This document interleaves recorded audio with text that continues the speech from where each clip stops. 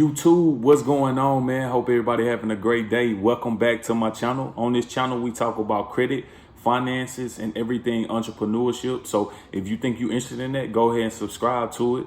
So let's go ahead and get into it today, man. Today, I want to talk about your Credit Karma versus your Experian app. Which one should you have? Which one should you put more weight on? Which one should you trust, right? So with that being said, I'm going to go ahead and tell you, let you know exactly how they're made up.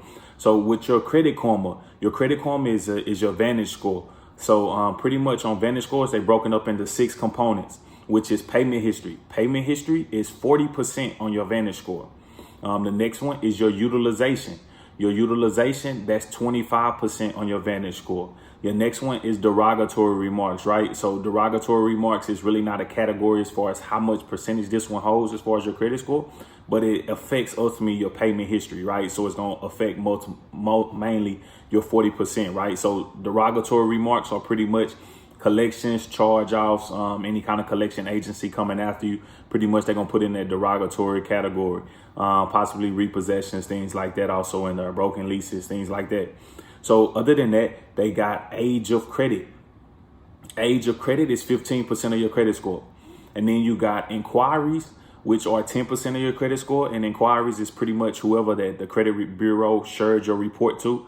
So pretty much inquiry doesn't actually come from whoever pulled your credit report. It comes from the bureau saying that, hey, we gave them your credit report. That's how you get inquiries. So pretty much inquiries are 10%, and then type of credit is going to be 10% as well, right? So your mortgages, your promissory notes like car notes, mortgages, student loans. Then you got revolving lines of credit. And then you got revolving credit cards, different types of loans, right? So different types of bank products. That's also something that make up your Credit Karma. The same thing. If you're getting value in this video, go ahead and click the like button. FICO score. So your FICO is what the actual banks use. So I pay for the Experian app, and I have the Credit Karma just to monitor as well. The thing about the FICO score, the FICO is made up of the same different categories. They're just broken up as far as the percentage that the banks actually weigh things on. So the first percentage as far as your on-time payment history, with a FICO score is actually 35%.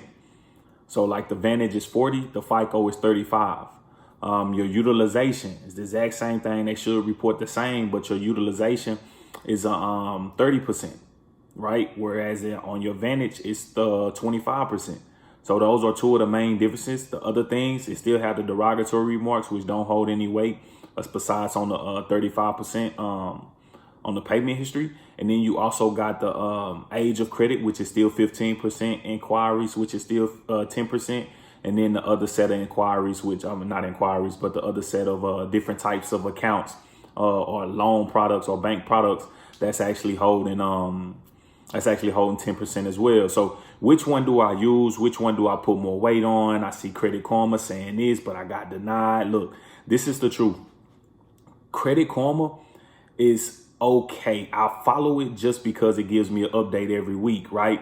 Credit Karma is specifically good for telling me what just happened to my credit, why it dropped, what am I seeing that's different that my Experian might only show for TransUnion and Equifax only once a month. Credit Karma will show me actually every week an update of those two bureaus, right? So it'll actually let me know what happened. So if my utilization just spiked, it'll tell me, hey, your score just dropped because of that. Do I put weight in my score? No, I just look at what happened and why it changed, right? People always come to me and they send me DMs because I work in credit. They always send me DMs, hey, Josh, or a text message, hey, Josh, what happened? My Credit Karma score just dropped 40 points. We go in there and we check and see what happened. Nothing actually happened. Right. So for whatever reason, your Vantage scores tend to fluctuate a lot for no reason. Sometimes they might just put you in the high category when you should have been in the low period. So it's always changing. Right. So the one reason I use Credit Karma is to monitor what's coming on and what's staying the same, and just monitor my credit every week. Right. You always want to stay on top of your credit. Now, the main reason I use my Experian, and this the biggest difference, right? One of them monitoring, checking on everything every week. But this the reason I use my Experian. Experian in the app, it actually breaks down every FICO score that you have, right? Do you have one with the credit card? So if you're looking to apply for credit cards, you might need to check your Experian out and see what's going on for your credit card FICO score. Every bank use different FICOs. Every bank product use different FICOs, as well as different bureaus, right? So let's just speak for TransUnion, for example. I know with Navy Federal, they're going to pull from TransUnion. They're going to pull strictly from TransUnion in Texas. But if you're getting a car loan, they're going to pull your TransUnion and your Equifax, right? So if I wanted a credit card product, they're going to pull my TransUnion. So I need to check my credit card app on Experian and see what is exactly my FICO for my credit card, and Experian will break that down for you. So you need to know that FICO score in there. Let's say if I was getting a car from Navy Federal, I wanted to refinance anything, they're going to pull my TransUnion and my Equifax. So now I want to look at and see where my TransUnion and my Equifax is, right? So those are the things that make and break you whenever you go into car dealerships. One of the things I run into a lot is people looking at their Credit Karma and they're saying, man, I got great scores, I should be able to go to the banks and go get something. Then I ask them, okay, cool. What's your scores? Well, I got a 730, right? And in all actuality, they in the low sixes. But for whatever reason, Credit Karma isn't showing you what's Experian to show you, right? So they go apply. They get hit with an inquiry, which inquiry, typically they're going to drop your score about 7 points. You know what I mean? So inquiries aren't worth it. You need to know what your score is before you go there. Now, another thing about Credit Karma and Experian, if you've never monitored your credit report, right? If you've never seen what's on your actual credit report, Credit Karma is going to give you the information that they have, but it's not always accurate. So with that being said, my Credit Karma scores are in the 700s, right? But my Experian scores are a little bit lower. Why is that? Maybe because on your Credit Karma,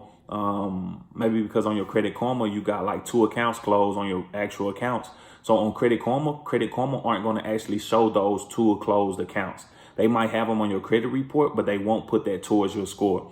So I know it kind of sounds unfamiliar or whatever the case may be, but let's say on Credit Karma, your payment history is 100%, but you just had 2 accounts that you closed off. So those 2 accounts are no longer reporting on your payment history. How do I know? Because I've had clients go apply for credit and they got denied based on late payments. On their Credit Karma, they have no late payments, but on their actual FICO, they see 2 student loans from 8 years ago that are actually have late payments on, right? Now, I know 8 years is a long time, but that's typically 7 years is typically how long things last on your credit. So with that being said, you just got to understand that Credit Karma is cool for watching it, monitoring it, see what's going on, seeing what things have changed, but it's not okay for truly trying to understand your credit report. If you truly want to know, if you truly want to go get financing, if you truly want to go see some change in your credit, I advise that you monitor the Experian app. Now, I pay for both. My Experian, I want to say, is $29 a month. And I actually use the Credit Karma as well. So every day I log into both to see the difference, to see what's changing. Pretty much Experian will let you know what's all negative on your credit, what's actually holding your credit down. So they'll tell you, hey, your utilization is too high.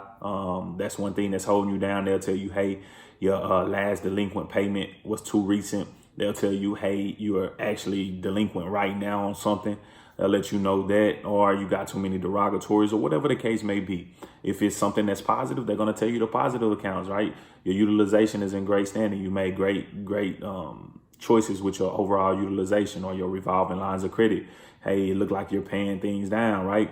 So remember that whenever you're doing the Credit Karma, remember those tips whenever you're doing the Experian. I hope this helped you out. If you got value from this, please go ahead and like and comment what little value that I did add to you, or what you would like to see next, man. Appreciate the love and support, man. Y'all take it easy. Keep winning.